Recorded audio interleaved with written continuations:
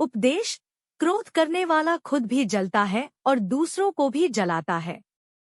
बुरी बातों को बार बार याद करने से हमारी परेशानियां बढ़ती हैं, मन अशांत होता है। इसीलिए दुख देने वाली बातों को भूलकर आगे बढ़ना चाहिए। इस संबंध में गौतम बुद्ध का एक प्रसंग प्रचलित है। गौतम बुद्ध अलग अलग क्षेत्रों में भ्रमण करते और अपने शिष्यों को उपदेश देते थे। एक गांव में वे उपदेश दे रहे थे। बुद्ध ने कहा कि क्रोध ऐसी अग्नि है जिसमें क्रोध करने वाला खुद भी जलता है और दूसरों को भी जलाता है। बुद्ध के प्रवचन सुनने के लिए बड़ी संख्या में लोग वहां बैठे थे। उन लोगों में बहुत गुस्से वाला एक व्यक्ति भी बैठा हुआ था। उसे ये बातें पसंद नहीं आई। वह अचानक उठा और बोलने लगा कि बुद्ध, तुम पाखंडी हो। बड़ी बड़ी बातें करना ही तुम्हारा काम है। तुम लोगों को भ्रमित कर रहे हो। तुम्हारी ये बातें आज कोई मायने नहीं रखती हैं।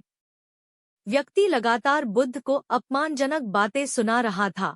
वहां बैठे सभी लोग ये देखकर हैरान थे कि बुद्ध ये सब शांति से सुन रहे थे, लेकिन कुछ बोल नहीं रहे थे। क्रोधी व्यक्ति बुद्ध को शांत देखकर और ज्यादा क्रोधित हो गया। वह बुद्ध के पास गया और उनके मुंह पर थूककर वहां से चला गया।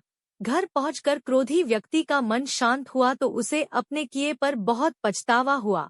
वह बुद्ध से क्षमा मांगने पहुंचा, लेकिन उस गांव से बुद्ध पड़ोस के गांव के लिए निकल चुके थे। वह व्यक्ति बुद्ध को खोजते हुए दूसरे गांव में पहुंच गया।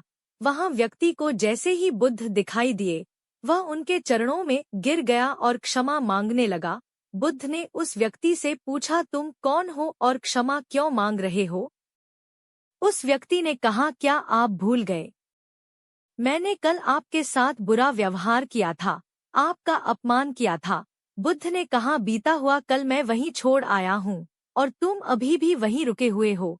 तुम्हें गलती पर पछतावा है। तुमने पश्चाताप कर लिया। अब तुम निष्पाप हो गए हो। बुरी बातें याद करते रहने से हमारा आज बर्बाद हो जाता है। इस आदत की वजह से भविष्य भी बिगड़ सकता है। इसीलिए बीते हुए कल की बातों को भूलकर आगे बढ़ना चाहिए।